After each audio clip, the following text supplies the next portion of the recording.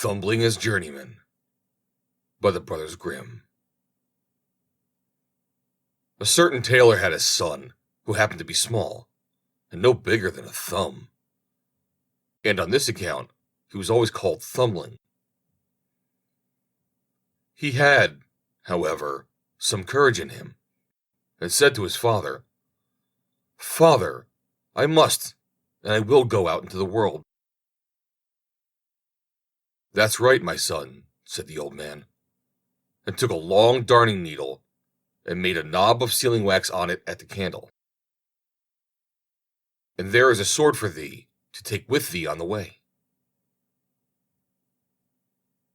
Then the little tailor wanted to have one more meal with them, and hopped into the kitchen to see what his lady mother had cooked for the last time. It was, however, just dished up, and the dish stood on the hearth. Then he said, "Mother, what is there to eat today?" "See for thyself," said his mother. So Thumbling jumped onto the hearth and peeped into the dish. But as he stretched his neck in too far, the steam from the food caught hold of him and carried him up the chimney. He rode about in the air on the steam for a while, until at length he sank down to the ground again. Now the little tailor was outside in the wide world, and he traveled about and went to a master in his craft. But the food was not good enough for him. "Mistress, if you give us no better food," said Thumbling, "I will go away, and early tomorrow morning I will write with chalk on the door of your house: too many potatoes, too little meat. Farewell, Mr. Potato King." "What wouldst thou have forsooth, grasshopper?" said the mistress, and grew angry, and seized the dishcloth, and was just going to strike him. But my little tailor crept nimbly under a thimble, peeping out from beneath it, and put his tongue out at the mistress. She took up the thimble and wanted to get a hold of him, but little Thumbling hopped into the cloth, and while the mistress was opening it and looking for him, he got into a crevice in the table. "Ho, ho, lady mistress," cried he, and thrust his head out. When she began to strike him, he crept down into the drawer. At last, however, she caught him and drove him out of the house. The little tailor journeyed on and came to a great forest, and there he fell in with a band of robbers who had a design to steal the king's treasure. When they saw the little tailor, they thought, "A little fellow like that can creep through a keyhole and serve as pinlock to us." "Hello," cried one of them, "thou giant Goliath! Wilt thou go to the treasure chamber with us? Thou canst slip thyself in and throw out the money."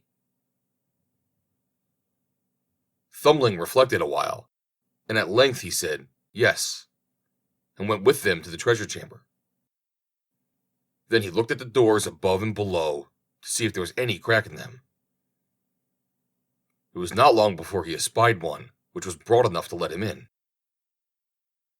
He was therefore about to get in at once, but one of the two sentries who stood before the door observed him, and said to the other, "What an ugly spider is creeping there! I will kill it." "Let the poor creature alone," said the other. "It has done thee no harm." Then Thumbling got safely through the crevice into the treasure chamber, opened the window beneath which the robbers were standing, and threw out to them one thaler after another. When the little tailor was in full swing of his work, he heard the king coming to inspect his treasure chamber, and crept hastily into a hiding place. The king noticed that several solid thalers were missing, but could not conceive who could have stolen them, for locks and bolts were in good condition, and all seemed well guarded. Then he went away again and said to the sentries, "Be on the watch. Someone is after the money." When therefore Thumbling commenced his labors, they heard of money moving, and a sound of clink, clink, clink.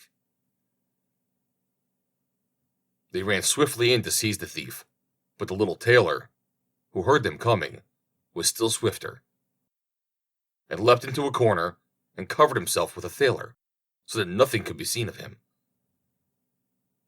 And at the same time, he mocked the sentries and cried, "Here I am!" The sentries ran thither, but as they got there, he had already hopped into another corner under a thaler, and was crying, "Ho, ho, here I am!" The watchman sprang there in haste, but Thumbling had long ago got into a third corner, and was crying, "Ho, ho, here I am!" And thus he made fools of them, and drove them so long round about the treasure chamber that they were weary, and went away. Then by degrees he threw all the thalers out, dispatching the last with all his might, then hopped nimbly upon it, and flew down with it through the window. The robbers paid him great compliments. "Thou art a valiant hero," said they. "Wilt thou be our captain?" Thumbling, however, declined, and said he wanted to see the world first. They now divided the booty, but the little tailor only asked for a kreutzer, because he could not carry more. Then he once more buckled on his sword, bade the robbers good-bye, and took to the road. First, he went to work with some masters, but he had no liking for that, and at last he hired himself as manservant in an inn. The maids, however, could not endure him, for he saw all they did secretly, without their seeing him, and he told their master and mistress what they had taken off the plates, and carried away out of the cellar for themselves. Then said they, "Wait, and we will pay thee off," and arranged with each other to play him a trick.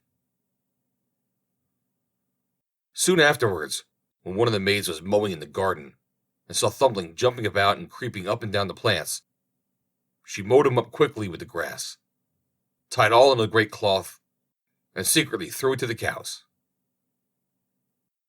Now amongst them there was a great black one, who swallowed him down without hurting him. Down below, however, it pleased him ill, for it was quite dark, neither was any candle burning. When the cow was being milked, he cried, "Strip, strap, stroll, will the pail soon be full?" But the noise of the milking prevented his being understood.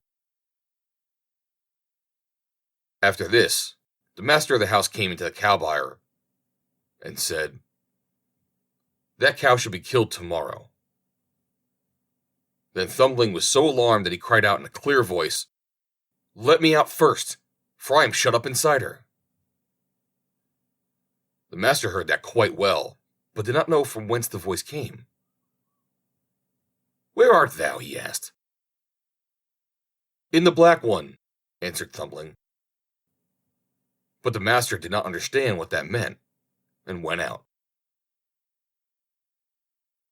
Next morning the cow was killed.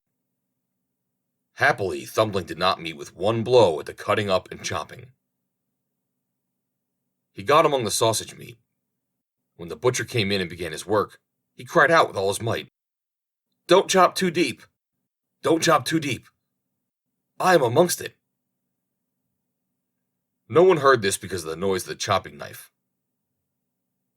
Now poor Thumbling was in trouble, but trouble sharpens the wits, and he sprang out so adroitly between the blows that none of them touched him, and he escaped with a whole skin. But still he could not get away. There was nothing for it but to let himself be thrust into the black pudding with the bits of bacon. His quarters there were rather confined, and besides that, he was hung up in the chimney to be smoked. And there, time did hang terribly heavy on his hands. At length in winter he was taken down again, as the black pudding had to be set before a guest. When the hostess was cutting it in slices, he took care not to stretch out his head too fast, lest a bit of it should be cut off. At last he saw his opportunity, cleared a passage for himself, and jumped out. The little tailor, however, would not stay any longer in a house where he fared so ill, so at once set out on his journey again. But his liberty did not last long. In the open country he met with a fox who snapped him up in a fit of absence. "Hello, Mr. Fox," cried the little tailor. "It is I who am sticking in your throat. Set me at liberty again." "Thou art right," answered the fox. "Thou art next to nothing for me, but if thou wilt promise me the fowls in thy father's yard, I will let thee go." "With all my heart," replied Thumbling. "Thou shalt have all the cocks and hens. That I promise thee." Then the fox let him go again, and himself carried him home. When the father once more saw his dear son, he willingly gave the fox all the fowls which he had. "For this I likewise bring thee a handsome bit of money," said Thumbling, and gave his father the kreutzer which he earned on his travels. But why did the fox get the poor chickens to eat? "Oh, you goose! Your father would surely love his child far more than the fowls in the yard." The end. Read by Joe DeNoia, Somerset, New Jersey. May 2nd, 2020.